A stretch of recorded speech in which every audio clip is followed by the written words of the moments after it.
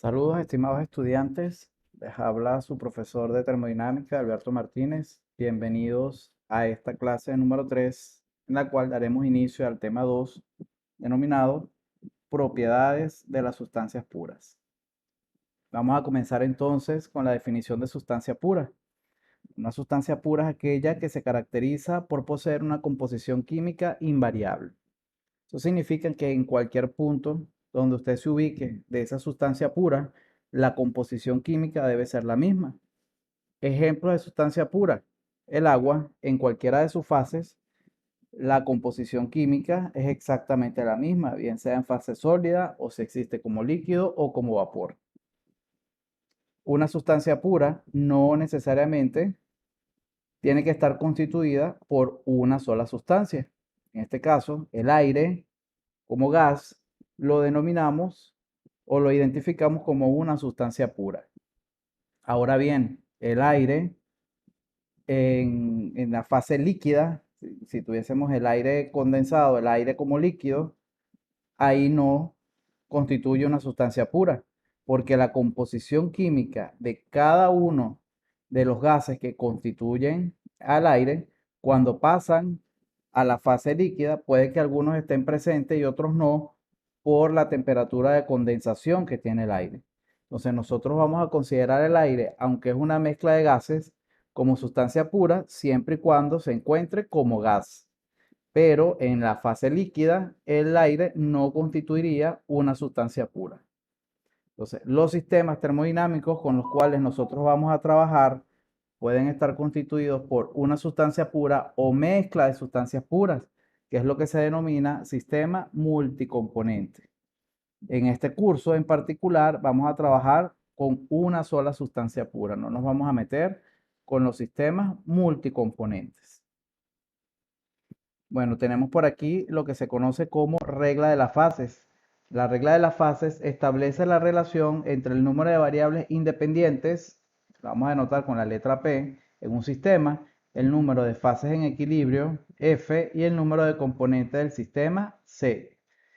Esa regla de las fases viene dada por la siguiente ecuación. El número de propiedades independientes del sistema, que es lo que nos permite determinar la regla de las fases, va a ser igual al número de componentes del sistema menos el número de fases del sistema más 2. Es importante entonces ahí tener claro lo que denominamos fase. Ya eso lo habíamos definido o lo habíamos discutido en el primer tema. Recuerden que para nosotros en termodinámica el estado tiene que ver con el número con el conjunto, mejor dicho, de propiedades termodinámicas en determinado momento. O sea, cuando damos los valores de las propiedades termodinámicas en cierto momento. Ese es el estado. Mientras que la fase es el arreglo, como existe la sustancia. Entonces hablamos de fase sólida, de líquido y de vapor. Bueno, aquí tenemos un par de ejemplos de aplicación de la regla de las fases. Vamos a suponer agua en fase líquida y queremos determinar cuántas propiedades independientes tiene ese sistema. Entonces, componentes del sistema, uno solo. Fase, una sola. Componente del sistema, agua. Fase, una sola, que es la fase líquida. Aplicando la ecuación me quedaría 1 menos 1 más 2, que es una constante de la ecuación, y me da 2. O sea que este sistema tiene dos propiedades intensivas independientes, presión y temperatura. Recuerden que el postulado de estado establece que para definir el estado termodinámico de un sistema se requieren dos propiedades intensivas independientes. Esto significa entonces que para agua en fase líquida, el estado de este sistema queda completamente definido con dos propiedades intensivas independientes, presión y temperatura. Mientras que si tenemos una mezcla líquido-vapor de agua, componentes del sistema, uno solo, el agua. En este caso, 2 corresponde al número de fases, pero componentes del sistema, uno solo, agua. Si aplicamos la ecuación al final, el resultado es 1. Significa entonces que aquí tenemos una propiedad intensiva independiente, que eso lo vamos a profundizar un poco más adelante, bien sea presión o temperatura, porque cuando coexisten en equilibrio las fases de líquido y vapor de agua, La presión es función de la temperatura y viceversa. La temperatura es función de la presión. Esto significa entonces que para cumplir con el postulado de estado, donde para definir el estado termodinámico necesitamos dos propiedades intensivas independientes, no basta con tener presión o temperatura, porque en un equilibrio líquido-vapor estas dos propiedades son dependientes entre sí. Haría falta otra propiedad para completar ese estado termodinámico. Más adelante también vamos a ver cuál es esa propiedad que pudiera servirnos. Bueno, entonces, ya tenemos la definición de sustancia pura. Vamos a trabajar con una sola sustancia pura. En el caso del aire, que lo consideramos sustancia pura cuando existe como gas, a pesar de que es una mezcla de gases, vamos a tomarlo como una sustancia pura, que ese pudiese ser otro caso, otro ejemplo. Y no vamos a trabajar con mezcla de sustancias puras, sistemas multicomponentes, no vamos a trabajar nosotros. Bueno, vamos entonces a revisar por aquí lo que se conoce como cambios de fase de una sustancia pura. Esto es muy importante porque digamos que al analizar estos cambios de fase de la sustancia pura, ahí digamos está el fundamento de los diagramas que vamos a estar analizando en esta clase y que van a servirnos para luego nosotros poder identificar cuáles son las fases de una sustancia pura en determinado momento. O sea que esto aquí es fundamental. Bueno, para ello tenemos entonces que definir los siguientes términos. Calor sensible.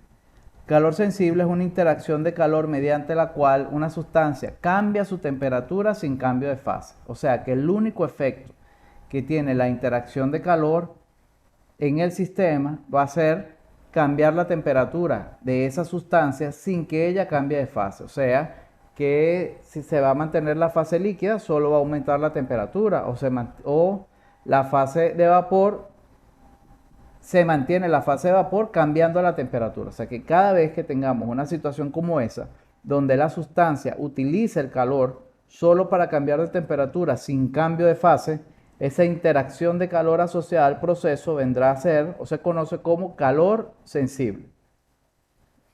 En el caso del calor latente, esa interacción de calor está asociada al proceso de cambio de fase de una sustancia cuando este ocurre a temperatura constante. Esta condición, vamos a ver, de temperatura constante, vamos a ver qué se tiene que satisfacer, qué debe cumplirse en el sistema para que pueda darse ese proceso de cambio de fase a temperatura constante. El calor asociado a ese proceso lo vamos a denominar entonces calor latente. Una de las cuestiones que se quiere en este curso es precisamente que usted logre diferenciar procesos donde hay interacción de calor sensible y procesos donde hay interacción de calor latente. De hecho, lograr diferenciarlos es clave para luego saber cuál es la ecuación que se debe usar para hacer ese cálculo. Entonces, bueno, vamos a ejemplificar aquí esos procesos de cambio de fase de una sustancia pura. Vamos a ponerles nombre y vamos a aprovechar de una vez de ver también cuál es el tipo de interacción de calor. Para ello vamos a considerar un recipiente cilindro-pistón donde ese pistón, el peso del pistón, ¿verdad?, y los efectos externos van a permitir que durante todo el proceso la presión permanezca constante en una atmósfera. Entonces, todo lo que voy a analizar aquí va a ser considerando que ese proceso ocurre a presión constante. En todo momento la presión se mantiene en una atmósfera. Y vamos a transferir calor. Aquí, en esta ilustración, esta llamita representa el hecho de que vamos entonces a estar transfiriendo calor. Inicialmente, dentro de ese recipiente cilindro-pistón tenemos, por ejemplo, una masa de 1 kilogramo de agua. Agua es la sustancia. Cuando yo me refiero al agua, es la sustancia que ya puede existir como líquido, como vapor, como equilibrio líquido-vapor, y no por ello va a dejar de ser agua. Entonces vamos a suponer que el agua, que dentro del recipiente cilindro-pistón tenemos una masa de agua de 1 kilogramo y que inicialmente se encuentra en equilibrio a presión de una atmósfera y a una temperatura de 25 grados Celsius. Bueno, si nosotros comenzamos a transferir calor, sabemos que el agua no va a cambiar de fase inmediatamente. De hecho, de manera común, usted agarra una olla, la llena de agua, la coloca en una hornilla de la cocina, y si el agua inicialmente está a temperatura ambiente, aproximadamente 25 grados Celsius, en lo que usted enciende la llama, usted no ve que el agua cambia de fase de una vez, que comienza a burbujear inmediatamente. Tiene que pasar un tiempo, y en ese proceso, si usted introduce la mano y digamos, percibe esa sensación térmica, la temperatura del agua, usted va a sentir cómo poco a poco, progresivamente, va a ir el agua aumentando su temperatura, se va a ir calentando.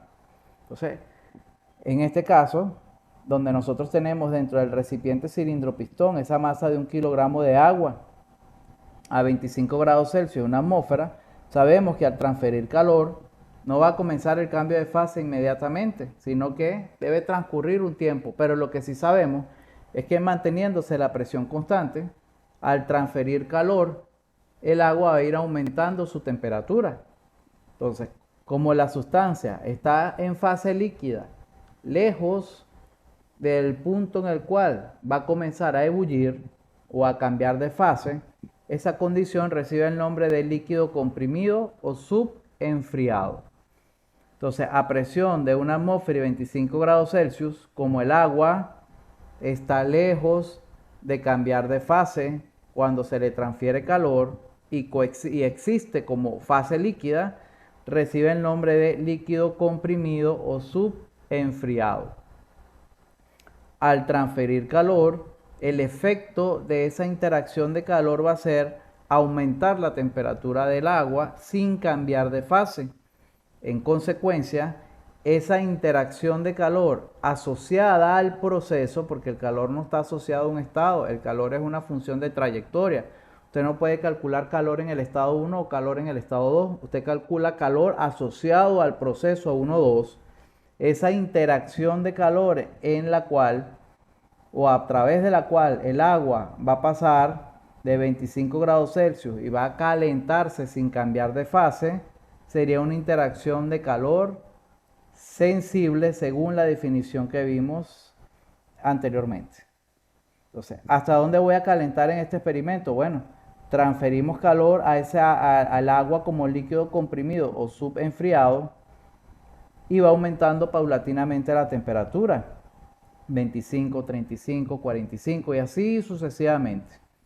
Va a llegar un momento en el cual a esta presión de una atmósfera va a aparecer una primera burbuja en el agua. Ahí decimos entonces que en ese momento el agua va a comenzar a ebullir.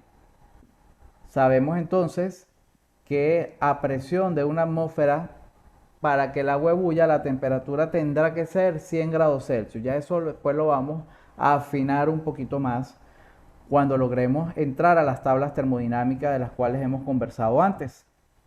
Entonces, voy a transferir calor desde que el agua está a 25 grados Celsius, aumenta su temperatura sin cambiar de fase, hasta que llega un momento en el cual aparece la primera burbuja a una temperatura de 100 grados Celsius y presión de una atmósfera. De hecho, es incorrecto decir que el agua ebulle a 100 grados Celsius sin dar información de la presión, porque hay una dependencia entre presión y temperatura en ese punto, en ese momento. Entonces, no basta con decir el agua ebulle a 100 grados Celsius. Para que eso sea cierto, la presión tendrá que ser de una atmósfera y en ese instante estamos diciendo que aparece la primera burbuja. Cuando el agua está en esta condición donde todavía existe como líquido, pero aparece la primera burbuja, decimos que existe como líquido saturado. El agua existe como líquido saturado porque inmediatamente lo que va a continuar allí es la ebullición, el cambio de fase. Si nosotros seguimos transfiriendo calor, lo que vamos a observar es que ese burbujeo se va a hacer cada vez más intenso. De hecho, en una etapa intermedia, vamos a ver cómo ese burbujeo es cada vez más intenso y llega un momento en el cual coexisten, van a coexistir las fases de líquido y de vapor. Mientras estamos transfiriendo calor y ocurre el cambio de fase, en este caso aquí en el punto 2, líquido con la primera burbuja, y en un punto intermedio 3, ya observamos, visualizamos las dos fases, líquido y vapor. Durante todo ese trayecto, la temperatura va a permanecer constante porque como condición previa, dijimos que la presión iba a permanecer constante. O sea que ese cambio de fase para que ocurra a temperatura constante, también tendrá que ser constante la presión. Fíjense entonces que aquí estamos diciendo que ocurre una interacción de calor o tenemos una interacción de calor a temperatura constante y estamos visualizando un cambio de fase. Esa interacción de calor es lo que habíamos definido anteriormente como calor latente. Eso significa entonces que de 1 a 2 tenemos una interacción de calor sensible y aquí de 2 hasta 3, que es lo que hemos analizado hasta ahora, tendremos una interacción de calor latente, donde, repito, de 2 a 3 hay cambio de fase a temperatura constante solo porque ya previamente habíamos puesto como condición que también iba a mantenerse constante la presión. En el punto 3 coexisten en equilibrio las dos fases, de manera entonces que decimos que el punto 3 es una mezcla saturada de líquido y vapor o una mezcla de líquido saturado y vapor saturado, como usted lo quiera llamar. ¿Okay? De hecho, algunos textos van a conseguir que se refieren a esta mezcla como vapor húmedo, porque tengo una cantidad de vapor en presencia de una cantidad de líquido también, coexistiendo con el líquido. Entonces esta mezcla la podemos llamar mezcla saturada de líquido-vapor, mezcla de líquido saturado y vapor saturado o simplemente un vapor húmedo. Bueno, entonces seguimos transfiriendo calor. Vemos entonces que ese burbujeo se hace cada vez más intenso y llega un momento en el cual prácticamente lo que tenemos dentro del recipiente es solo vapor. Y aquí tendríamos una última gota de líquido. O sea, la presencia mínima en cantidad de líquido. Estaríamos hablando entonces del estado 4. Podemos entonces también decir que en ese momento ha finalizado el cambio de fase, ha cesado el cambio de fase, porque prácticamente dentro del recipiente lo que tenemos es solo vapor. Como desde el punto 2 hasta el punto 4 tenemos el cambio de fase manteniendo la presión constante y en consecuencia también la temperatura se mantiene constante. En el punto 4 es que ha finalizado, es cuando finaliza la interacción de calor sensible. ¿Ok? En ese momento, como prácticamente dentro del recipiente hay solo vapor con apenas una gota de líquido, decimos entonces que esa condición del punto 4 es de vapor saturado. Ese es vapor saturado porque si nos venimos a la inversa, entonces si yo me moviera de 4 desde el estado 4 hacia 3, entonces aquí yo tengo vapor con una gotica de líquido solamente. Cuando nos regresamos, la cantidad de líquido sería cada vez mayor, o sea que ese vapor pasaría a condensarse si me moviera en sentido contrario. Por eso entonces hablamos aquí de un vapor saturado. Si yo hiciera este experimento que he descrito aquí, desde agua en fase líquida a una atmósfera y 25 grados Celsius, lo cual dijimos que es un líquido comprimido o subenfriado, hasta obtener solo vapor, tendríamos que detenernos en el estado 4. Si me hubiesen dicho, transfiera calor hasta obtener vapor. Bueno, justamente obtenemos solo vapor en el recipiente en el estado 4. Sin embargo, decidimos seguir transfiriendo calor. Entonces, la sustancia ya no va a utilizar el calor que transferimos para cambiar de fase porque ya desapareció prácticamente todo el líquido, sino que va a utilizar ese calor para aumentar su temperatura. O sea que en el estado 5 vamos a tener vapor, pero como él desde hace rato ya desapareció la última gota de líquido o está lejos de condensarse, si me vengo en sentido contrario, entonces hablamos de un vapor sobrecalentado o recalentado, lo van a conseguir en algunos libros. O sea que podemos hablar de un vapor sobrecalentado cuando él está lejos del estado de condensación. Y recuerden que en este proceso mantuvimos la presión constante, pero el calor vendría a ser un calor sensible porque cambió la temperatura del agua. Entonces, en resumen, líquido comprimido o subenfriado es un líquido que está lejos del estado de vaporización, está lejos de ebullir.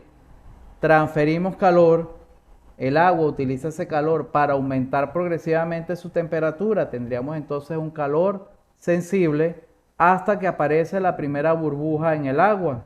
En ese momento, como sé que lo que viene después es que se intensifica la ebullición, el burbujeo, decimos que ese líquido con la primera burbuja recibe el nombre de líquido saturado. De ahí en adelante, manteniendo la presión constante, lo que va a suceder es cambio de fase a temperatura constante. Se intensifica el burbujeo. Vamos a ver cómo coexisten las fases de líquido y vapor, lo cual vamos a conocerlo como mezcla saturada de líquido-vapor o mezcla de líquido saturado y vapor saturado o vapor húmedo, hasta que llega un momento en el cual ha desaparecido la última gota de líquido y prácticamente en el recipiente solo tenemos vapor. Finaliza el cambio de fase. Esta condición en el estado 4 recibe el nombre de vapor saturado. Desde el estado 2, en el dibujo, desde el estado 2 hasta el estado 4, como hubo cambio de fase a temperatura constante, y eso sabemos que ocurre porque ya previamente habíamos establecido como condición que la presión también iba a ser constante, entonces la interacción de calor asociada al proceso 2,4 es un calor latente. Ya justo en el estado 4 habíamos conseguido vapor, sin embargo decidimos seguir transfiriendo calor, entonces el agua no utiliza ese calor para cambiar de fase, sino para aumentar su temperatura hasta que alcanza los 250 grados Celsius. Como este vapor está lejos del estado de condensación, recibe el nombre de vapor sobrecalentado o recalentado. Bueno, procedemos entonces a ver gráficamente ese experimento que acabamos de hacer. Entonces vamos a tomar dos variables, temperatura y volumen específico, y en este caso particular porque como lo que mantuvimos constante fue la presión, entonces trabajamos con el diagrama temperatura, volumen específico, y precisamente utilizamos el volumen específico para que lo que observemos en ese diagrama sea independiente de la masa. Recuerden que las propiedades intensivas son independientes de la masa. Bueno, entonces aquí arrancamos con el líquido comprimido en el estado 1 a 25 grados Celsius.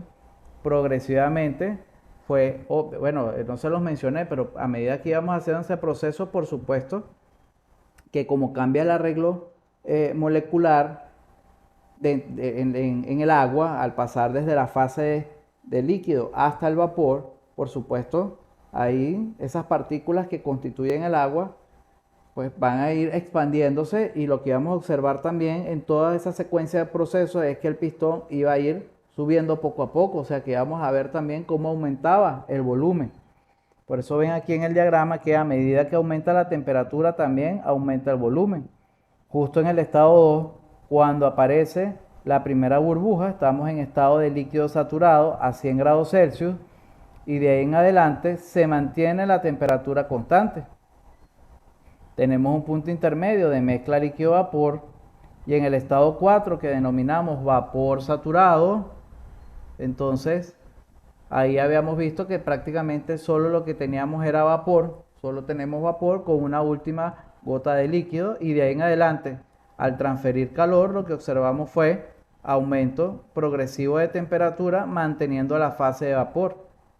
hasta que llegamos a ese estado 5 a 250 grados Celsius.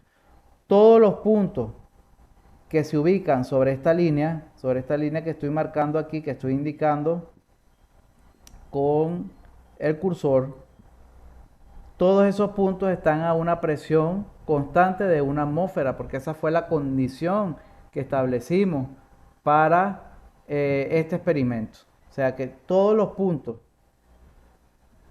que se ubican sobre esta línea están a la misma presión. O sea que esa línea, podemos colocar un nombre, podemos decir que esa línea es una isóbara, porque es una línea iso igual. Isóbara es una línea a presión constante. Todos los puntos, repito, que se ubican sobre esta línea estarán a la misma presión, en este caso de una atmósfera. Y vean precisamente que si nos movemos de 2 hasta el estado 4, vemos cómo mantengo la temperatura constante de 100 grados Celsius. Aquí lo vemos, porque es lo que está marcado en el eje vertical. Cuando nos movemos horizontalmente, lo estamos haciendo siempre a 100 grados Celsius. Pero como también estamos sobre la línea, sobre la isóbara, también lo estamos haciendo a presión constante. Eso significa entonces aquí podemos observar gráficamente ese cambio de fase a temperatura constante que también ocurre a presión constante, donde había una interacción de calor latente. Mientras que de 1 hasta 2 y de 4 hasta 5 habrá una interacción de calor sensible. Bueno, visto esto, procedemos entonces a definir temperatura y presión de saturación, que es justamente lo último en lo que estaba haciendo énfasis en el diagrama, esa parte horizontal de la isóbara.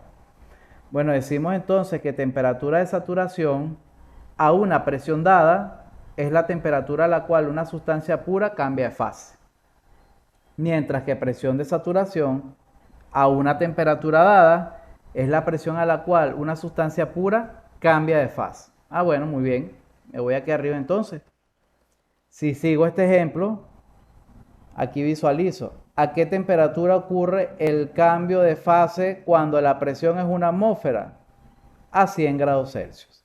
Bueno, eso es entre comillas porque luego vamos a ver en la tabla realmente cuál es ese valor. Pero digamos que por conocimiento previo, usted ha escuchado muchas veces que dicen el agua ebulle a 100 grados Celsius. Ya usted sabe de ahora en adelante que esa información está incompleta. Usted debe decir el agua ebulle a 100 grados Celsius cuando la presión es de una atmósfera. Entonces, 100 grados Celsius es la temperatura de saturación cuando la presión es una atmósfera, o una atmósfera es la presión de saturación cuando la temperatura es 100 grados Celsius, porque hay una relación de dependencia entre presión y temperatura de saturación.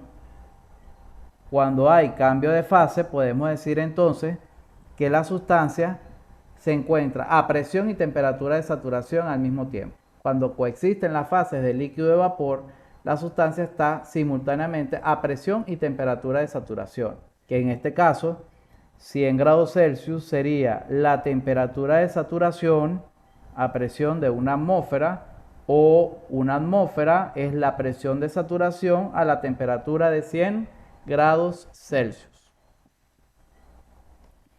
Esa relación de coexistencia gráficamente vendría a ser algo más o menos así como está aquí. Si nosotros graficáramos para una sustancia la presión de saturación en función de la temperatura de saturación, es decir, a distintas presiones a qué temperatura ocurre el cambio de fase, o a distintas temperaturas a qué presión ocurre el cambio de fase, tendríamos una curva de esta forma, donde esa curva, pudiésemos decir, viene modelada a través de lo que se conoce como ecuación de Antoine, donde la ecuación de Antoine describe la relación entre la temperatura y la presión de saturación del vapor de sustancias puras. Tiene esta forma: logaritmo decimal de la presión de saturación es igual a menos el cociente entre B y C más T, donde A, B y C son constantes empíricas específicas para cada sustancia. Es decir, usted se va a una tabla donde para distintas sustancias usted va a conseguir los valores de las constantes A, B y C, y donde para cierto valor de temperatura usted puede despejar cuánto vale la presión de saturación, o dada la presión usted puede despejar la temperatura de saturación. De esa forma, utilizando la ecuación de Antoine, ustedes van a obtener valores de presión de saturación a distintas temperaturas en su curso de principios de ingeniería química. Nosotros aquí, en este curso de termodinámica, lo vamos a hacer usando las tablas termodinámicas, donde afortunadamente vamos a conseguir para distintas sustancias, ya vamos a ver cuáles son esas sustancias, cuánto vale la presión de saturación a distintas temperaturas, o cuánto vale la temperatura de saturación a distintas presiones. Bueno, entonces ya visto este gráfico, lo que voy a hacer entonces es que vamos a suponer que este experimento que les describí aquí y que graficamos luego, lo vamos a repetir a distintas presiones. Entonces resulta que cuando las presiones son cada vez más grandes, la línea se repite, pero este espacio de la horizontal se hace cada vez más corto. O sea, se repiten muchas líneas similares a esta, vamos a decir, si se quiere, paralelas, si se aplica el término, pero resulta que la parte horizontal, cuando las presiones se hacen cada vez más grandes, la parte horizontal se hace más pequeña, se reduce este espacio. Y cuando las presiones son más pequeñas, más bien este espacio entre los estados, lo que vendría a ser los estados 2 y 4, se hace cada vez más grande. Y vamos a unir todos los puntos en los cuales comienza el cambio de fase y termina el cambio de fase. Entonces se obtiene lo que está graficado por aquí como el domo termodinámico. El domo termodinámico es un diagrama TV, donde todos los puntos aquí de este domo a la izquierda son los puntos, corresponden a puntos donde comienza el cambio de fase, donde aparece la primera burbuja. Entonces es una línea de líquido saturado. Mientras que todos los puntos a la derecha del domo se corresponden a los puntos donde vimos que desaparecía la última gota de líquido, donde prácticamente teníamos solo vapor.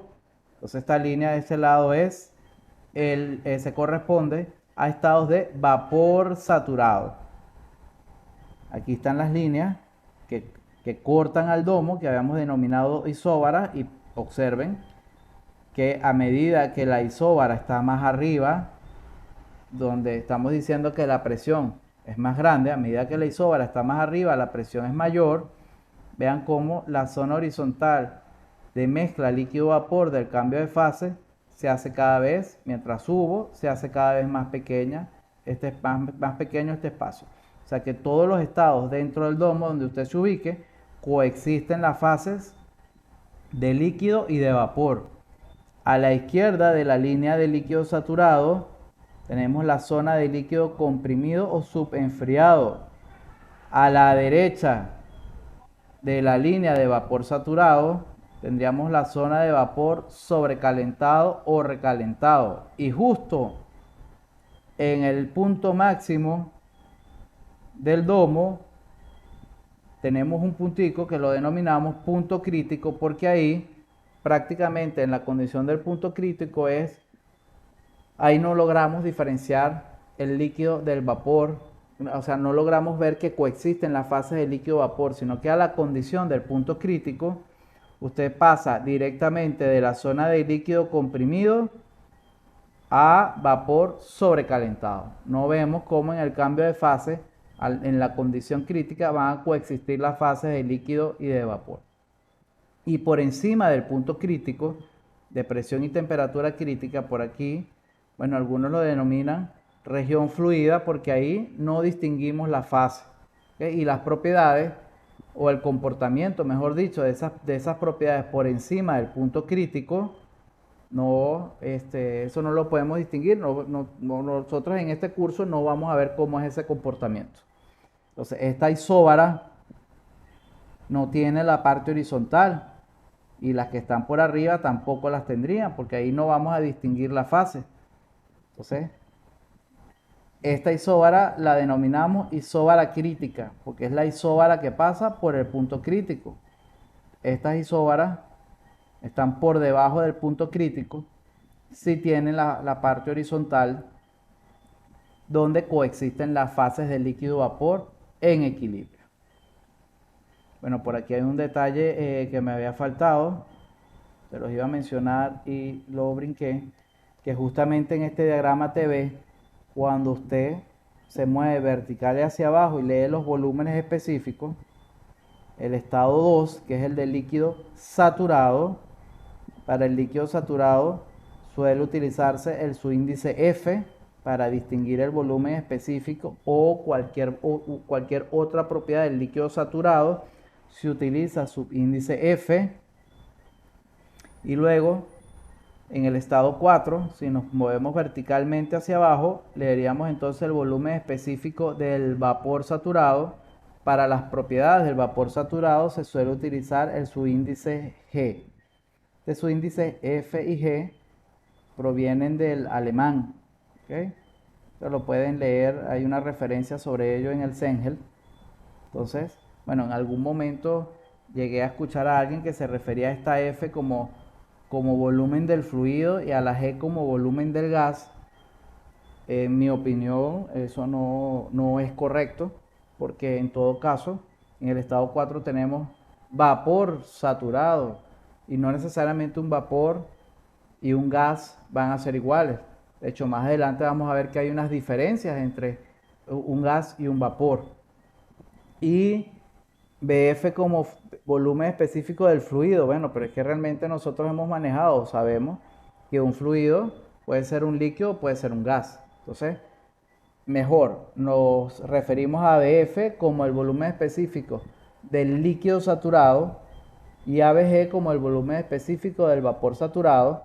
Y recuerden que vamos a utilizar los subíndices F para las propiedades del líquido saturado y el subíndice G para las propiedades del vapor saturado. Bueno, entonces ya tendríamos la forma por acá del diagrama TV, las zonas, las líneas características, isóbara crítica, línea del líquido saturado, el vapor saturado, cada una de las zonas. Y resulta que el experimento que les expliqué ahorita, así como lo hice a presión constante, variando la temperatura y viendo qué pasaba en el cambio de fase, se pudiera hacer manteniendo la temperatura constante, variando la presión.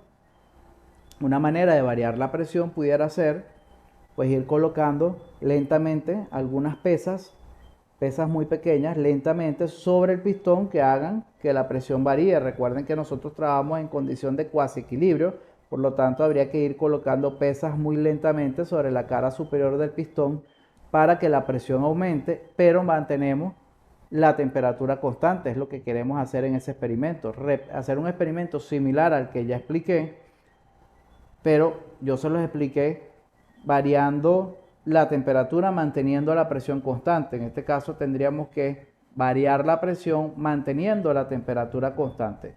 Al hacer eso, entonces se obtiene también algo parecido, donde que si usted grafica P en función de volumen específico, cuando digo algo parecido es porque se obtiene un domo, donde el punto máximo es el punto crítico, pero esas líneas de temperatura constante, que fue lo que mantuvimos constante en el experimento, tienen esta forma, ¿ok? Y las vamos a llamar isotermas. Isotermas. Igual, a la izquierda del punto crítico, esta línea es la línea del líquido saturado. A la derecha sería la línea del vapor saturado. A la izquierda de la línea del líquido saturado está la zona, se encuentra la zona del líquido comprimido o superenfriado. A la derecha de la línea del vapor saturado está la región de vapor sobrecalentado. Y ya saben que por encima del punto crítico no distinguimos la fase, algunos lo llaman la región fluida, no distinguimos la fase y el comportamiento de la sustancia no es el que ya les he explicado hasta este momento. Bueno, entonces tendríamos aquí el diagrama PV, donde fíjense que un diagrama no puede contradecir el otro. Aquí nuevamente, si usted se mueve dentro del domo horizontalmente, lo está haciendo a presión constante. Y también lo está haciendo sobre la isoterma, por lo tanto lo hace a temperatura constante. Si me voy arriba, moverme horizontalmente implica que lo estoy haciendo a temperatura constante. Pero como me muevo sobre la isóbara, también lo estoy haciendo a presión constante. Consecuencia, dentro del domo, moverse a presión constante equivale a hacerlo a temperatura constante y viceversa, que fue lo que dijimos que era el proceso, la etapa donde ocurre cambio de fase, una interacción de calor latente a P y T de saturación. De paso le habíamos puesto ese nombre, de saturación. Bueno, aquí faltaría, si ya hicimos diagrama TB y PB, faltaría el diagrama PT, que es lo que ustedes vieron, si no recuerdo mal, en Química 1 como diagrama de fases, porque aquí distinguen entonces las fases, aparecen todas, la fase sólida, aparece el vapor, aparece la fase líquida. Entonces aquí visualizan un punto adicional que no habíamos visto en los diagramas anteriores, donde coexisten las tres fases, que es lo que se conoce como punto triple. El punto triple es el punto, es una condición particular de una sustancia donde son capaces de coexistir las tres fases en equilibrio. Se conoce entonces como punto triple. Bueno, aquí tienen entonces la línea que separa a la fase sólida del vapor, sería la línea de sublimación. La línea que separa la fase líquida del vapor es la línea de vaporización. Y la línea que separa la fase líquida de la sólida sería la línea de fusión. Claro, depende, bueno, usted le puede establecer el nombre según el sentido en que usted vea el cambio de fase. Porque si paso de la fase sólida al vapor es sublimación, pero si lo vemos al contrario, de vapor a sólido sería deposición, o algunos también lo llaman sublimación inversa. Igual aquí, entre líquido y vapor, si me voy del líquido al vapor es vaporización, esta línea. Pero también la puedo llamar línea de condensación, porque estoy pasando del vapor al líquido. Y es exactamente es la misma línea, porque lo que estoy cambiando es el sentido en que estoy viendo el cambio de fase. Y aquí, esta línea de sólido líquido puede ser de fusión, si me voy del líquido al sólido, pero si me voy del sólido al líquido, si me voy del sólido al líquido sería fusión, pero si me voy del líquido al sólido sería solidificación, o pasó a estar congelado. Entonces, repito aquí, si me voy del líquido al sólido sería fusión, y si nos vamos del sólido al líquido, al revés, lo volví a decir mal. Si me voy del líquido al sólido es solidificación, y si me voy del sólido al líquido es fusión. Bueno, este diagrama en particular, para la mayoría de las sustancias, esta línea de fusión tiene pendiente positiva, excepto para el agua. O sea, para los diagramas PT o es esta línea o es la punteada. No es que existen las dos líneas. Para la mayoría de las sustancias, esta línea de fusión tiene pendiente positiva, excepto para el agua. Entonces, para el agua en particular, la línea de fusión tiene pendiente negativa por ese comportamiento que conocemos del agua, que se expande al solidificarse. Por eso es que muchas veces usted escuchaba a su mamá decir: mira, no, ese vaso de agua no lo vaya a meter en el congelador, porque entonces se revienta, se parte el vaso. Bueno, eso es porque el agua, los enlaces que forman el agua, cuando pasan de la fase líquida al sólido, esos enlaces se hacen cada vez más grandes. Entonces el agua se expande al solidificarse. Entonces, para un diagrama PT del agua, usted cambiaría esta línea que estoy marcando con el cursor por esta, a una de pendiente negativa, porque el agua se expande al solidificarse. Bueno, entonces pendiente aquí, que dos veces le dije mal el nombre de la línea, del cambio de fase. Entonces, de sólido a líquido es fusión, y de líquido a sólido, solidificación. Bueno, entonces ya ahí tendríamos los diagramas para tranquilidad de ustedes, si se quiere. Vamos a concentrarnos en los diagramas PB y TB porque no vamos a trabajar la fase sólida. Para que en los diagramas PB y TB observemos la fase sólida, tendríamos que irnos aún más abajo en el diagrama. Eso lo pueden revisar en el Cengel. Y de paso ya ustedes han trabajado los diagramas PT en química, entonces vamos a concentrarnos en los diagramas TB y PB. No vamos a trabajar aquí con la fase sólida. No vamos a trabajar la fase sólida. Bueno, resulta entonces que nosotros habíamos dicho arriba, ya casi cuando prácticamente empezamos la clase, que había una dependencia entre temperatura y presión de saturación cuando coexistían las dos fases. De hecho, cuando aplicamos la regla de las fases al equilibrio líquido-vapor, nos quedó que presión y temperatura eran dependientes entre sí. Y yo les decía, bueno, pero vamos a tener que buscar otra propiedad, porque según el postulado de estado, para definir el estado de un sistema, usted necesita dos propiedades intensivas independientes. Y resulta que en una mezcla líquido-vapor, la presión y la temperatura son propiedades intensivas, pero no son independientes, todo lo contrario, son dependientes entre sí, presión y temperatura de saturación. En consecuencia, necesitamos otra propiedad.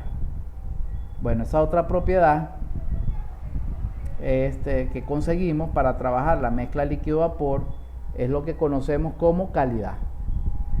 La vamos a anotar con la letra X y tenemos lo siguiente. Si existe una sustancia con una parte en forma líquida y otra como vapor a la temperatura de saturación y presión de saturación, de más está decirlo, entonces se dice que el vapor tiene un título o calidad. Es un vapor húmedo. Mezcla líquido-vapor, mezcla saturada de líquido-vapor o vapor húmedo, hacemos referencia a lo mismo, a una mezcla de líquido saturado y vapor saturado. Entonces, ese vapor húmedo o esa mezcla líquido-vapor donde coexisten las fases de líquido saturado y vapor saturado, o donde la presión de saturación en función de la temperatura, donde la presión y la temperatura son dependientes entre sí, porque estamos simultáneamente a presión y temperatura de saturación, va a tener un título o una calidad. Nosotros vamos a manejar más el término de calidad, pero en la bibliografía, sobre todo de España, libros españoles, van a conseguir que se refieren es a título, a que el vapor tiene un título. Nosotros vamos a decir que el vapor tiene una calidad. Bueno, bien sea trabajando con un diagrama PB o un diagrama TB, sabemos que el líquido saturado se ubica en la línea izquierda y el vapor saturado se ubica en la línea derecha. Bueno, la calidad, tal como está definida, va a tener valores entre 0 y 1 dentro del domo. Justamente va a valer 0 para el líquido saturado y va a valer 1 para el vapor saturado. Eso se debe a que la definición de calidad no es más que la composición másica del vapor en la mezcla. Repito, la calidad es composición másica del vapor en la mezcla, es decir, masa de vapor respecto de la masa total de la mezcla. Si usted lo multiplica por 100, entonces puede expresar la calidad entre 0 y 100%. O como vamos aquí, esta fracción aquí como está definida, simplemente va a tener valores entre 0 y 1, donde los valores límites o los valores extremos van a ser precisamente 0 para el líquido saturado y 1 para el vapor saturado. Lo pueden ver aquí en la definición. Para que la calidad sea 0 es porque la masa de vapor es 0. Si la masa de vapor es 0 es porque tenemos solo líquido saturado. Para que la calidad de 1 es porque la masa de vapor es igual a la masa total. O sea que tendríamos solo vapor saturado. Y para cualquier punto intermedio, la calidad estará entre 0 y 1. Fuera del domo no aplica el concepto de calidad, ¿no? ¿Qué usted va a decir? Entonces, bueno, en la fase, en la zona del líquido comprimido voy a tener una calidad por debajo de 0, o en vapor sobrecalentado mayor que 1. No, eso no es así. La calidad, el concepto de calidad solamente aplica dentro del domo termodinámico. Repito, el concepto de calidad solamente aplica dentro del domo termodinámico para la mezcla líquido-vapor, composición másica del vapor en la mezcla. Y pendientes con esto, la calidad se calcula en términos de la masa, no del volumen. Ahora, si hay ejercicios que los vamos a resolver más adelante, donde con los datos del volumen y ciertas ecuaciones, ciertos cálculos, se puede obtener la calidad, eso es otra cosa. Pero tener 50%, véanlo aquí, 50%, yo le digo a ustedes, el 50% de la mezcla es vapor, el 50% en masa de la mezcla es vapor. Ah, bueno, entonces la calidad es del 50% o 0,5. O sea, tener 50% en masa de vapor en la mezcla equivale a tener una calidad del 50% o de 0,5. Pero si en una mezcla líquido-vapor el 50% del volumen es vapor, eso no es calidad del 50% de 0,5, no. Porque la calidad se determina en función de la masa del vapor, no del volumen de vapor. Entonces, pendientes con eso, porque un dato de porcentaje de volumen no es directamente la calidad. Que con algunos cálculos podemos obtener la calidad, eso es otra cosa, pero no es directamente la calidad. Masa de vapor en la mezcla, composición másica de vapor en la mezcla, sí es la calidad, sí me da el valor de calidad. Bueno, entonces aquí, fíjense que ya se los había mencionado, la calidad puede servir como una de las dos propiedades intensivas independientes necesarias para describir un estado correspondiente a una mezcla líquido-vapor. Entonces, si usted tiene la presión y la calidad, usted tiene la temperatura y la calidad, siendo mezcla líquido-vapor, por supuesto, pues si uno no aplica el concepto de calidad, ya usted tiene definido ese estado termodinámico. Bueno, por aquí tiene entonces la deducción de la relación entre calidad y volumen específico. Recuerden que nosotros vamos a estar trabajando con sistemas en equilibrio, por lo tanto las fases de líquido-vapor coexisten en equilibrio. Esas fases de líquido-vapor coexisten en equilibrio. Podemos estudiar cada fase por separado, pero ellas tienen en común el hecho de que están a la misma presión y a la misma temperatura de saturación. Tanto el líquido, o sea, cuando coexisten las fases de líquido-vapor en equilibrio, esas dos fases están a la misma presión y a la misma temperatura. Y podemos estudiar cada fase por separado, dependiendo por supuesto de la propiedad de la cual estemos hablando. Si estamos hablando de masa, por supuesto que la masa total de la mezcla es la suma de la masa del líquido y más la del vapor, porque la masa es una propiedad extensiva, tiene carácter sumativo. Y lo mismo con el volumen geométrico. El volumen geométrico es la suma de los volúmenes geométricos del líquido y del vapor. Pero no podríamos sumar los volúmenes específicos, eso estaría malo. Y ya sabemos que tanto el líquido como el vapor van a estar a la misma presión y a la misma temperatura. Bueno, entonces aquí tienen una pequeña deducción donde el volumen total de la mezcla es el volumen del líquido más el del vapor. Y recordemos que el volumen específico es el cociente entre el volumen geométrico y la masa, volumen geométrico entre la masa. Si despejamos, entonces el volumen geométrico es masa por volumen específico. Entonces voy a utilizar esta ecuación, masa por volumen específico, para sustituir cada uno de estos volúmenes. Entonces el volumen total sería la masa total por el volumen específico de la mezcla. El volumen del líquido sería la masa del líquido por su volumen específico, que sería el volumen específico B sub F, porque cuando coexisten las fases de líquido-vapor, tenemos líquido saturado y vapor saturado. O sea que el volumen específico del líquido saturado es el B sub F que ya habíamos identificado antes, por la masa del líquido. Mientras que el volumen del vapor sería la masa del vapor por su volumen específico, pero su volumen específico es B sub G.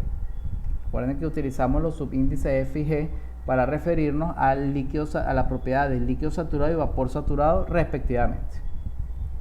Bueno, la masa total sabemos que es la suma de las masas del líquido más de la del vapor, y de ahí, a propósito, despejé la masa del líquido como masa total menos masa del vapor. Sustituyo, donde va masa del líquido, masa total menos masa del vapor.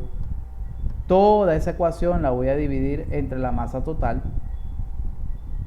¿Okay? Entonces aquí lo que hice fue separar términos, dividí toda la ecuación entre la masa total, separé términos acá y multipliqué también lo que está dentro de los paréntesis por el B sub F, y vean entonces que aquí me queda masa del vapor entre masa total, y por aquí también me queda masa de vapor entre masa total, que viene a ser la definición de calidad. Y acomodando un poquito esa ecuación, entonces al final me queda que B es igual a B sub F más X veces B sub G menos B sub F. A esta resta entre B sub G, esta resta de B sub G menos B sub F, se le conoce como B sub FG. En algunas tablas termodinámicas ya la diferencia entre estos dos volúmenes aparece tabulado, de modo que la ecuación nos queda como que B es igual a B sub F más X veces B sub FG. O sea que usted puede calcular el volumen específico de una mezcla líquido-vapor a partir de los correspondientes valores de B sub F y B sub FG, y conocida también la calidad. Bueno, se puede demostrar también que esa fórmula es válida para cualquier propiedad Y, sea esa propiedad volumen específico, energía interna, entalpía y entropía. O sea que usted puede cambiar B por U, por H, por S. Entonces aquí sería UF, HF, SF. Eso lo conseguimos en las tablas para distintas condiciones, para distintos valores de presión y temperatura. Y aquí entonces quedaría UFG, HFG, SFG, que vendría a ser la resta entre la propiedad del vapor saturado menos la del líquido saturado, o sea, UG menos UF, HG menos HF, SG menos SF. Entonces aplica aquí, si bien dice relación entre calidad y volumen específico, también la podemos utilizar con otras propiedades intensivas que vamos a conseguir tabuladas, B, U, H y S. Bueno, entonces con esto tendríamos lo que es el comportamiento de una sustancia pura experimentando procesos de cambio de fase a distintas condiciones de presión y temperatura. Y por supuesto tendríamos también los gráficos, cómo se representan las líneas características de ese gráfico, y esa nueva propiedad que aplica para lo que es la mezcla líquido-vapor, conocida como la calidad. Bueno, estoy consciente de que sobre todo el inicio de este tema 2 es pesado teóricamente. Por supuesto, tienen que leer la teoría, repasar todo lo que estamos viendo con calma para poder procesar toda esa información.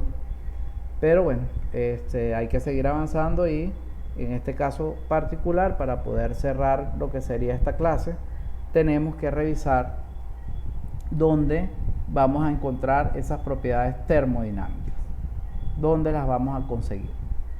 Bueno, por lo general las buscamos en tablas o en diagramas termodinámicos que existen para distintas sustancias. Estas herramientas gozan de mayor exactitud, pero también podemos obtener propiedades termodinámicas de lo que se conoce como diagramas generalizados.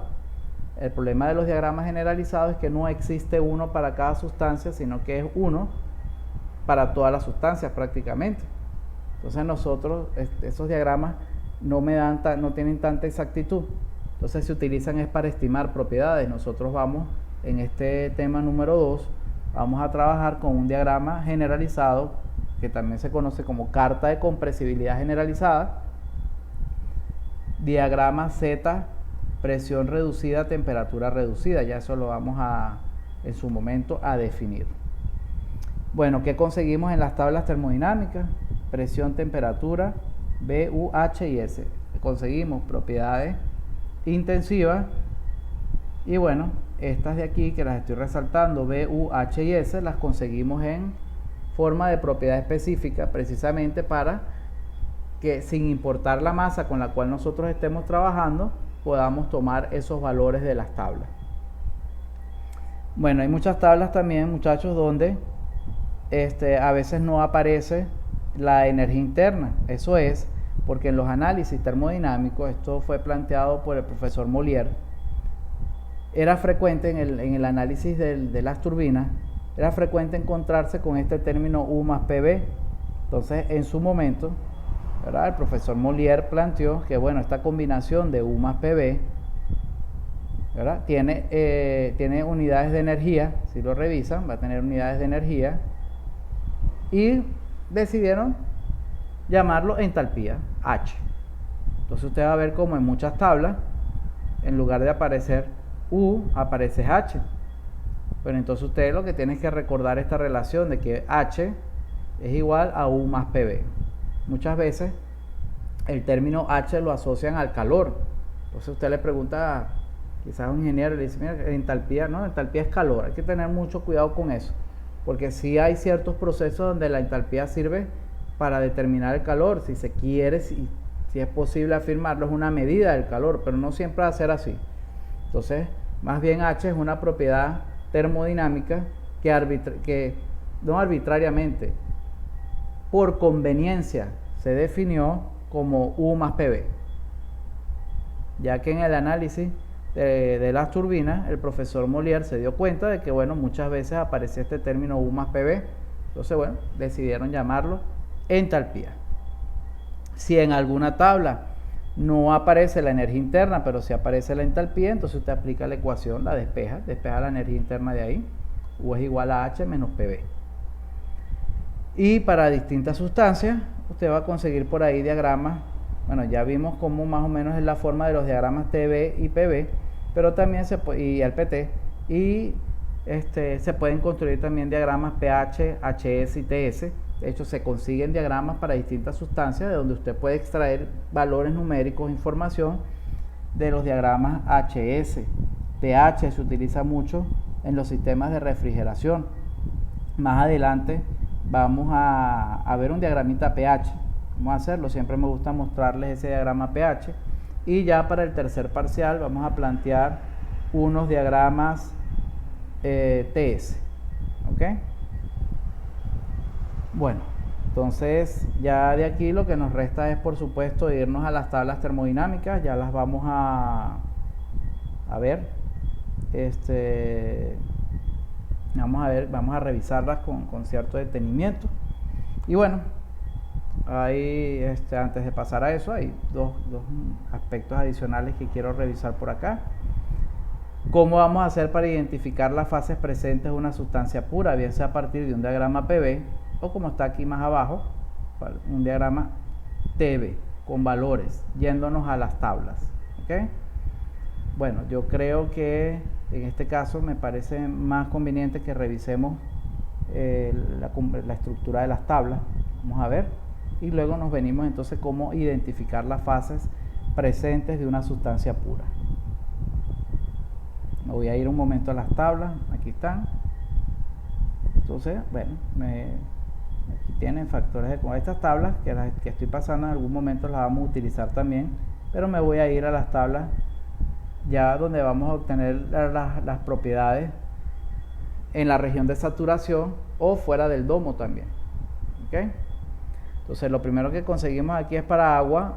Agua es la sustancia, dice agua saturada porque me da información del líquido y del vapor saturado. O sea, aquí van a ver que esta es una tabla donde usted entra con temperatura. Usted va a entrar con temperatura.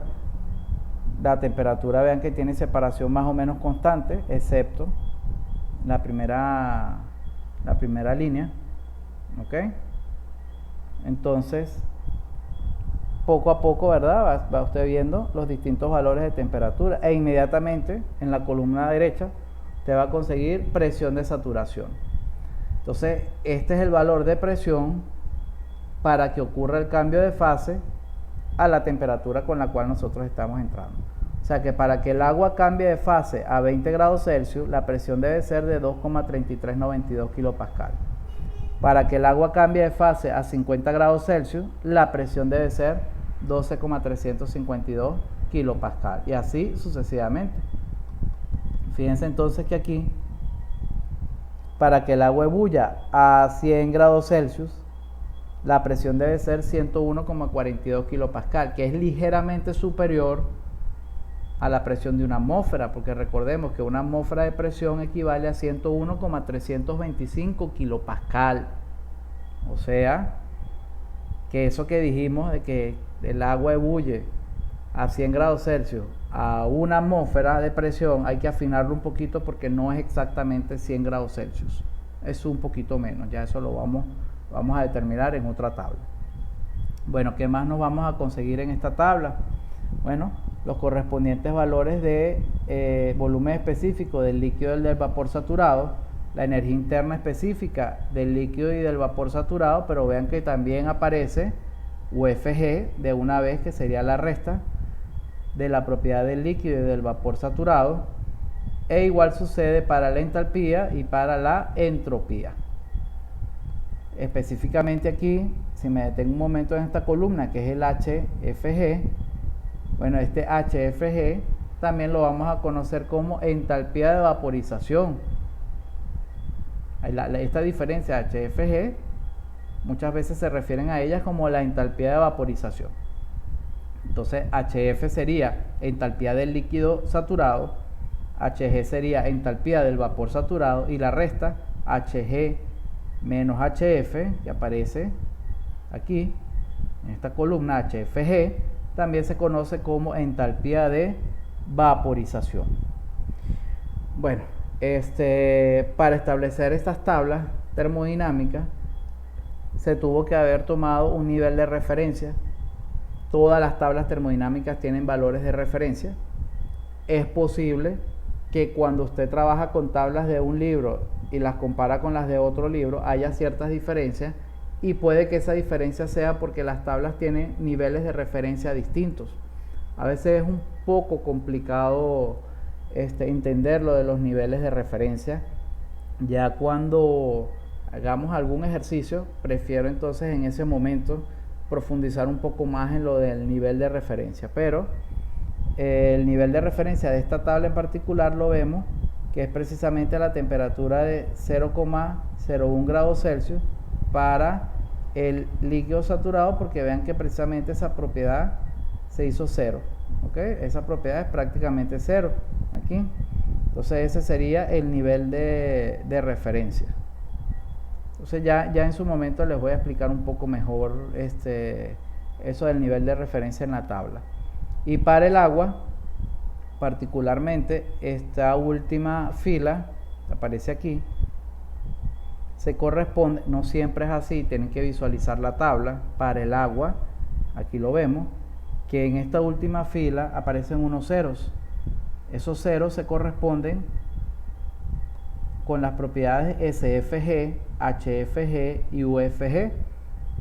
Si esas propiedades son cero, porque recuerden que UFG viene de una resta, HFG y SFG vienen de una resta, de restar UG menos UF, HG menos HF, SG menos SF,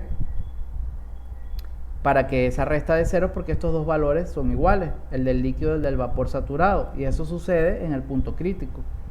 O sea que esta última línea, en esta tabla en particular, donde los valores de UFG, HFG y SFG son cero, significa que esa línea se corresponde con las propiedades del punto crítico. Entonces, en particular en esta línea, en esta tabla, esta línea se corresponde al punto crítico, o sea que esto es temperatura crítica y presión crítica. ¿Ok? Bueno, luego tienen una tabla de agua saturada, pero para entrar con presión. La estructura de la tabla es la misma, lo único es que usted entra con un valor de presión y usted le daría la temperatura de saturación a esa presión. De hecho, en esta tabla aparece la presión de una atmósfera, que es 101,325 kilopascal, y precisamente esa presión, que es una atmósfera, si leemos la temperatura resulta que es 99,97, o sea que para que el agua ebulla a presión de una atmósfera, que es 101,325 kilopascal, la temperatura de ebullición será 99,97, no es exactamente 100 como habíamos dicho. Entonces esta temperatura de 99,97 será la temperatura de saturación a presión de una atmósfera. O sea, si nosotros nos preguntamos a qué temperatura ebulle el agua cuando la presión es 10 kilopascal, a 45,81 grados Celsius. 45,81 grados Celsius. ¿A qué temperatura el agua ebulle cuando la presión es 200 kilopascal? 120,21 grados Celsius. Esta es la temperatura de saturación a una presión dada. Y del resto, bueno, tienen otra vez las propiedades del volumen específico, energía interna, entalpía y entropía, todo por unidad de masa. Tienen aquí para esta tabla. ¿Ok? Bueno, en la última línea de esta tabla, entonces ya sabemos que para el agua, en este caso particular, aparecen las propiedades del punto crítico. Y bueno, una vez que revisan la tabla de agua saturada, que me da información del líquido y del vapor saturado y de la presión y temperatura de saturación, nos vamos a ir entonces a las distintas fases. Bueno, vapor sobrecalentado, ya aquí cambia la estructura de la tabla, porque en esta tabla, bueno, van a tener que estar dividida en bloques a distintas presiones, y una vez que uno entra con esta presión, entonces tiene los distintos valores de temperatura. Claro, se hace de esa forma porque recuerden que en el vapor saturado la presión y la temperatura son propiedades independientes entre sí. Eso lo vimos en la regla de la fase. Está dividida por bloques para distintas presiones. Entonces, ubicándose a una presión dada, uno luego ubica la temperatura dada y se leen los valores de B, U, H y S. Esto que tienen entre paréntesis, aquí aparece un asterisco, por supuesto debe estar en el pie de tabla. ¿Qué significa ese asterisco? Eso no es más que la temperatura de saturación a esa presión, por supuesto. Y esta crucecita que aparece aquí es porque esta línea serían los datos del vapor saturado. Es la información del vapor saturado a esta presión especificada, cuya temperatura de saturación es la que está entre paréntesis. Pero esa información ya la tenemos en las tablas de agua saturada. Entonces, repito, entre paréntesis está la temperatura de saturación a esta presión especificada. Y esta línea, donde aparece aquí la crucecita, son los datos del vapor saturado a esa presión especificada y a esa temperatura entre paréntesis, porque el vapor saturado está a presión y temperatura de saturación. Entonces, bueno, aquí lo tienen para distintas presiones. El vapor sobrecalentado. Luego aparece la tabla, vamos a ver. Aparece la tabla de el agua líquida comprimida subenfriada, donde, bueno, aquí digamos, hay que estar pendientes y ya vamos a ver, en breve les explico qué vamos a hacer en ese caso. Pues resulta que estas tablas comienzan a presión de 5 megapascal y nosotros pudiésemos tener el líquido comprimido a presiones por debajo de 5 megapascal, pero no hay tablas en ese caso, ¿okay? Vamos a ver qué hacemos en esas situaciones, pero aquí la estructura es la misma. Observen que la tabla está dividida en bloques por presión. Entre paréntesis lo que aparece es la temperatura de saturación, esa presión, y esta línea sería la información del líquido saturado. Bueno, estas tablas entonces después se repiten para otras sustancias y usted puede conseguir en internet y en distintos libros tablas que dan información en la región de saturación o de líquido comprimido o de vapor sobrecalentado para distintas sustancias. Entonces tenemos refrigerante 134A saturado, lo mismo, tienen su tabla de saturación para entrar con temperatura, luego la tienen para entrar con presión, entonces depende del dato que nos estén suministrando. Luego tienen refrigerante 134A sobrecalentado, ¿verdad? La estructura similar al del vapor sobrecalentado de agua. Aquí tienen tablas de amoníaco, que es lo mismo que refrigerante 717. La tabla de amoníaco tiene como, digamos, desventaja que no aparecen los datos de energía interna, en cuyo caso usted tendría que utilizar la ecuación H igual a U más PV para obtener los valores de energía interna. Y esta tabla la tienen solamente para entrar con temperatura. Esta es la de amoníaco saturado. Ahí lo tienen, aquí dice, tabla para entrar con temperaturas en el estado de saturación, líquido vapor, o sea, me da información sobre el líquido y el vapor saturado, temperatura y presión de saturación. Y luego la tienen de vapor de amoníaco como vapor sobrecalentado. También pueden observar que está dividida en bloques por presión, donde entre paréntesis otra vez es la temperatura de saturación a la presión especificada. Amoníaco sobrecalentado como vapor sobrecalentado, sigue la tabla por aquí. Tienen el refrigerante 12. Esta tabla es de saturación entrando con temperatura, pendientes aquí con las unidades porque resulta que en este caso la presión está expresada en megapascal. Vean, aparece B, H y S. Tampoco hay energía interna en esta tabla para el refrigerante 12. Lo mismo por ahí dicen freón 12, refrigerante 12, vapor sobrecalentado, refrigerante 12 como vapor sobrecalentado, la misma estructura. Aquí tienen una que es el refrigerante 22, esos son nombres comerciales, refrigerante 12, refrigerante 22. Algunos de esos refrigerantes ya han sido sustituidos, por lo menos el freón 12, el refrigerante 12, eso cayó prácticamente en desuso por problemas de contaminación ambiental.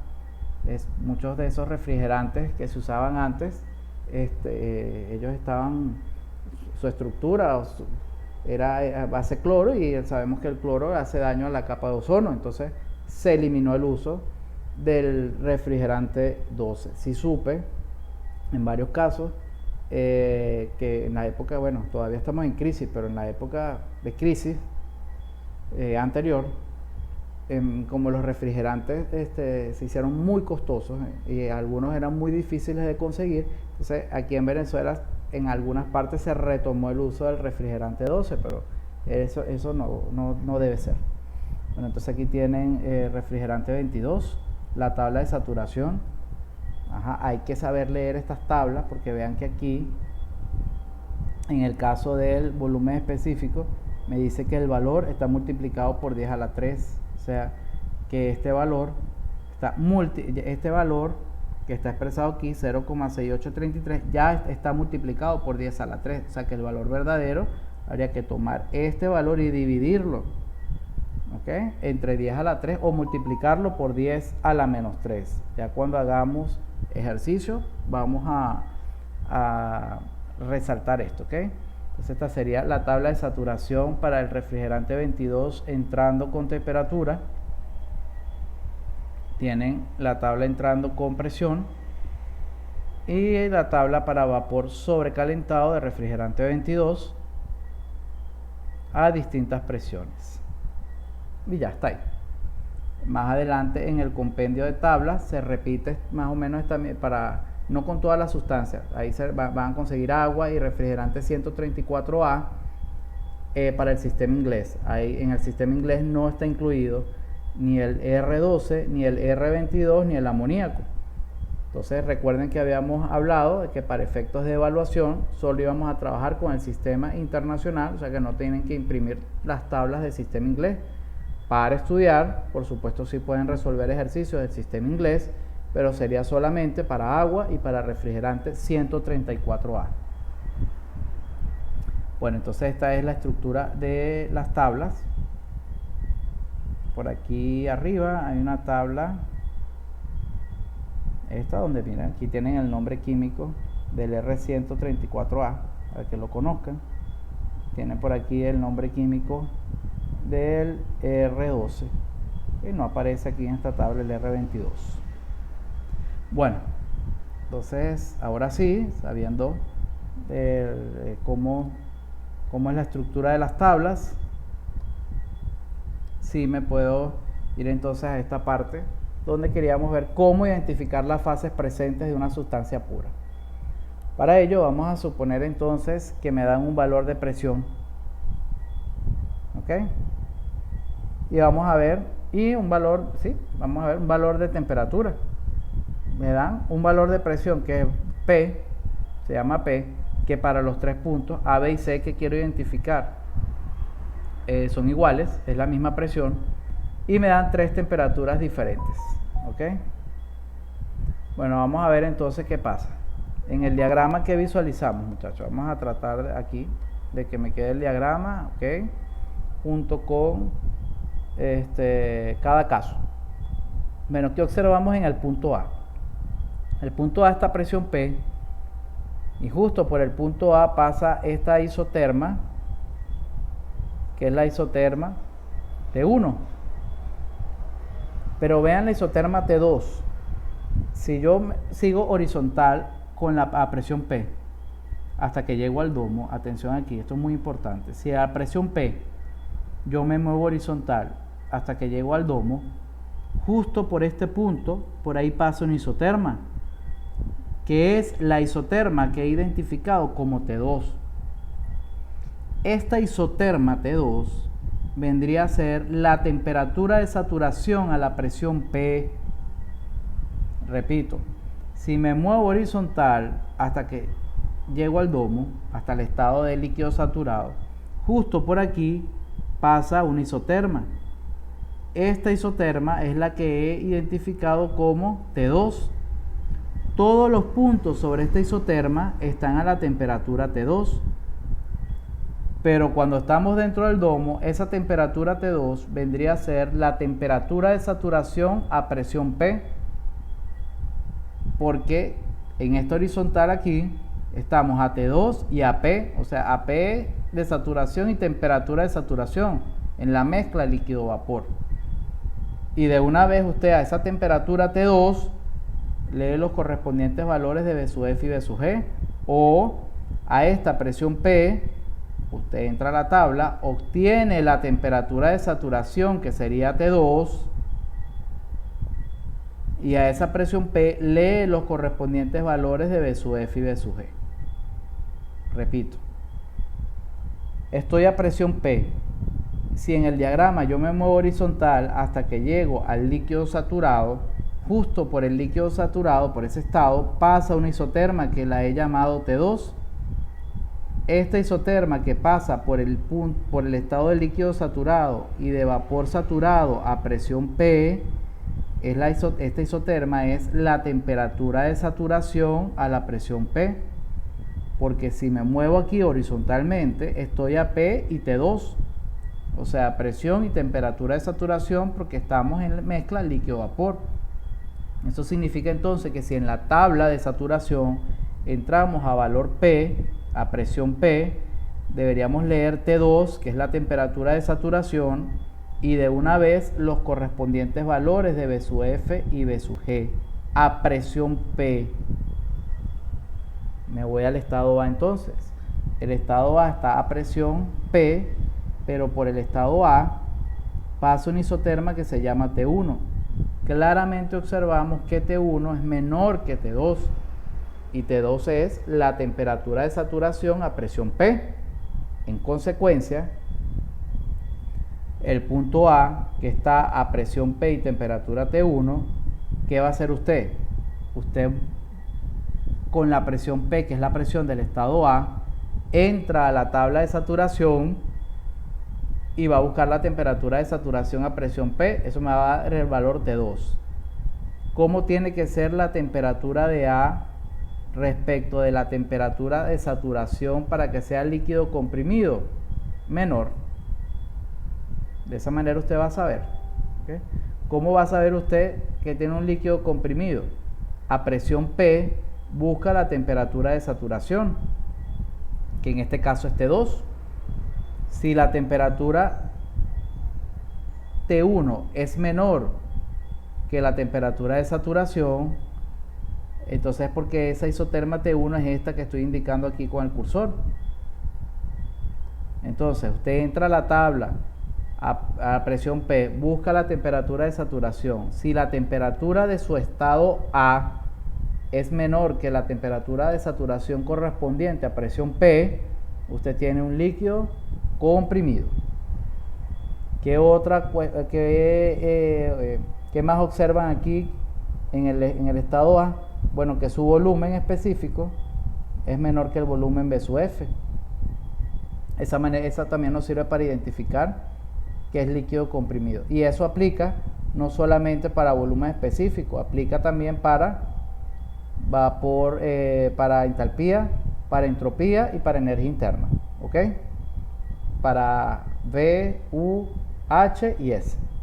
Esos valores del líquido saturado son menores. El valor de la propiedad del estado A para que sea líquido comprimido tiene que ser menor al correspondiente del vapor saturado.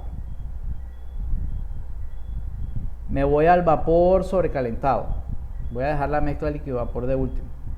El estado C. Si el estado C está por aquí, en ese estado C, por ahí pasa este isoterma que se llama T3.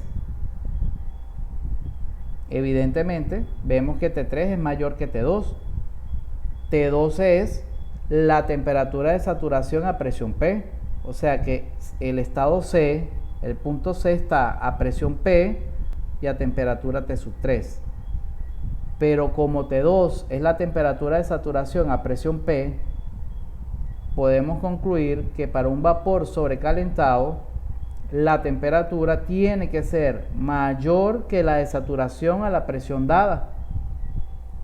O sea que usted toma la presión P, entra a la tabla, busca la temperatura de saturación correspondiente, que sería T2. Para tener un vapor sobrecalentado es que la temperatura del estado C o del punto C tiene que ser mayor que la de saturación a esa presión P. O sea que el estado C está a presión P y a temperatura T3, siendo esa temperatura T3 mayor que la temperatura de saturación a la presión dada. ¿Qué más observan aquí en el punto C? Bueno, que su volumen específico es mayor que el correspondiente valor de B sub G a la presión P.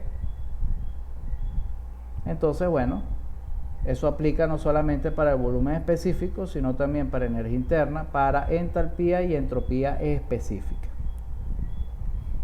Bueno, y para la mezcla líquido-vapor, ya lo hemos dicho antes, cuando estamos en mezcla líquido-vapor, desde el líquido saturado hasta el vapor saturado, estamos a presión y temperatura de saturación. O sea que a presión P, usted estaría a temperatura T2, que es la temperatura de saturación. O sea, muchachos, que para A, que es líquido comprimido, y C, que es vapor sobrecalentado, la temperatura de saturación a presión P solamente sirve para comparar, para saber qué tengo. Porque no estamos a esa temperatura de saturación, porque ni A ni C están a la temperatura de saturación. Ahora, a presión P, desde el líquido saturado, pasando por todos los puntos intermedios, hasta el vapor saturado, estamos a presión P y temperatura de saturación T2, estamos a presión y temperatura de saturación, y el volumen específico de la mezcla debe estar entre los correspondientes valores de B sub F y B sub G.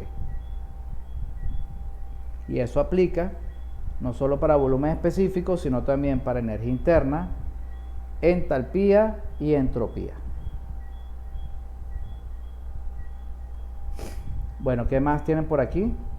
El mismo procedimiento, pero en lugar de hacerlo con un diagrama PV, está con un diagrama TV. Entonces, aquí lo que vamos a tener es que vamos a entrar a temperatura T. Vean que los tres estados, los tres puntos A, B y C están a temperatura T. Y entraríamos a la tabla a determinar cuánto vale la presión de saturación a temperatura T, que sería esta presión 2. ¿Ok? O sea que me dan la temperatura T, entro a la tabla, leo el valor de presión de saturación a esa temperatura y al graficarlo vendría a ser en este dibujo la presión P2. Para que a temperatura T tengamos líquido comprimido, la presión tiene que ser mayor que la presión de saturación P2. Para que a temperatura T tengamos vapor sobrecalentado, la presión tiene que ser menor que la presión de saturación a esa temperatura. Y por supuesto, al entrar con la temperatura T a la tabla, usted pudiera leer los correspondientes valores de B sub F y B sub G, y se cumple que el volumen específico del líquido saturado es menor que B sub F, el volumen específico del vapor saturado, el volumen específico del vapor sobrecalentado es mayor que B sub G, y cuando es mezcla está entre los correspondientes valores de B sub F y B sub G. Recuerden que esa afirmación también aplica para energía interna, volumen específico, energía interna, entalpía y entropía aparte del volumen específico. Bueno, esto es con práctica, ¿ok? Poder ubicar en qué zona, cuál es la zona en la que estamos trabajando a partir de los correspondientes datos. ¿Okay? Bueno, aquí hay una notica adicional, ya estamos por terminar. Muy importante esta acotación aquí. ¿Qué vamos a hacer en el caso de que nos dé líquido comprimido? Si se dieron cuenta, la tabla de agua como líquido comprimido empieza en 5 megapascal, pero para otras sustancias como refrigerante 134A, para el amoníaco, para el R12, no tenemos tablas de líquido comprimido. Eso es porque a falta de datos del líquido comprimido, una aproximación es considerar al líquido comprimido como un líquido saturado a la temperatura dada. Es decir, usted tiene presión y temperatura. Usted ya identifica que tiene líquido comprimido. Perfecto. Me voy a una tabla de líquido comprimido. No la tengo. ¿Qué hacemos? De ese dato de presión y temperatura, me olvido de la presión, tomo la temperatura y voy a decir que el líquido comprimido se comporta aproximadamente como un líquido saturado a la temperatura T. Entonces usted se va a la tabla con la temperatura T solamente, sin considerar la presión, y va a tomar las propiedades del líquido saturado a esa temperatura y va a decir que esas son las propiedades del líquido comprimido. Eso se debe, muchachos, a que las propiedades del líquido comprimido tienen mayor dependencia de la temperatura que de la presión. Para el agua, como líquido comprimido, si la presión está por encima de 5 megapascal, pues podemos usar las tablas que tenemos disponibles. Pero para presiones por debajo de 5 megapascal, teniendo líquido comprimido, hay que hacer esta aproximación. Repito, usted tiene P y T, con presión y temperatura ya usted determinó que es un líquido comprimido. Busca la tabla y no hay tabla. ¿Qué va a hacer entonces? De esa presión y temperatura usted solo va a tomar la temperatura y va a decir que las propiedades del líquido comprimido son las mismas del líquido saturado a esa temperatura. O sea que usted va a buscar las propiedades del líquido saturado a la temperatura T y va a decir que son las del líquido comprimido, válido para B, U, H y S. Eso también hay que practicarlo. Y bueno, particularmente este semestre, esto ya podemos hacer, bueno, con más detenimiento, esto es ya, digamos, a manera informativa, pues lo ideal sería que todos ustedes tuviesen a su disposición, a efectos de exámenes, de estudiar calculadoras, que es posible. Hay calculadoras donde ya usted las puede programar y suministrar la data, o sea, que en la memoria de la calculadora esté la data de las tablas termodinámicas para distintas sustancias. O si tuviésemos la posibilidad de que en un examen todos tuvieran una herramienta tecnológica, una computadora con sus teléfonos, poder acceder a páginas de internet que me den valores de propiedades, no tendríamos necesidad de estar trabajando con las tablas manuales y con copias de tablas. Entonces fíjense, está por aquí esta página, que es la página del NIST, donde me da, voy a copiarla por aquí, y esto lo estoy haciendo pues a manera ilustrativa, donde usted puede entrar y generar las tablas, dependiendo de los datos con los que usted quiera trabajar, genera sus tablas termodinámicas. Vamos a esperar aquí a que se abra el internet.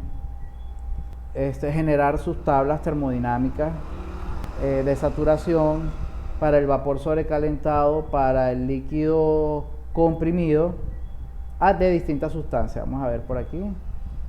Esta computadora es un poquito lenta. Vamos a ver, entramos a la página.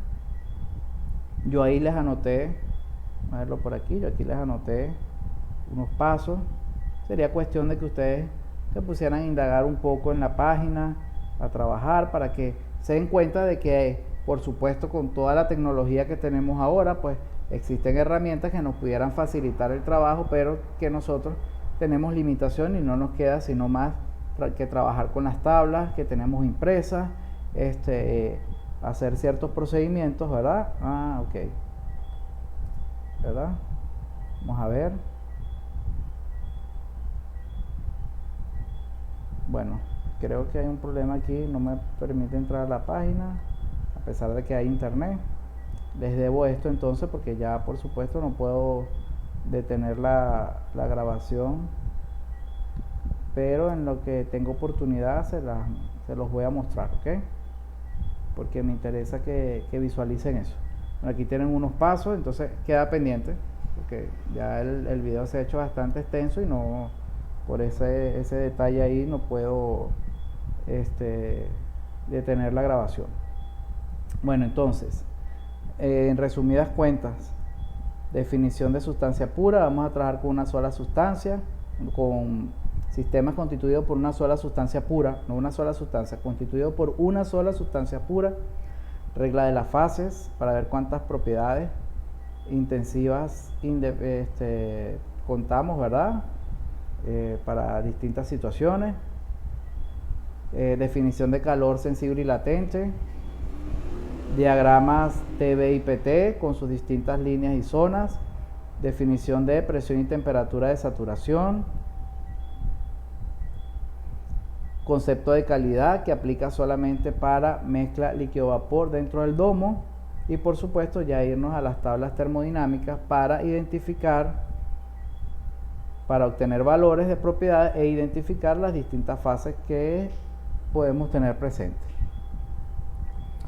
Bueno, digamos que esto que acabamos de ver es la base para todo lo que va a ser el desarrollo de la materia de aquí en adelante, y lo que resta es practicar, o sea que las dos clases siguientes van a ser de ejercicio, donde vamos a aplicar por supuesto lo que estamos viendo y seguiremos avanzando. Entonces bueno, espero que el video sea de provecho. Tengan paciencia, con un poco de práctica van a lograr procesar toda esta información que es un poco pesada para una sola clase. Entonces bueno, será hasta una próxima oportunidad.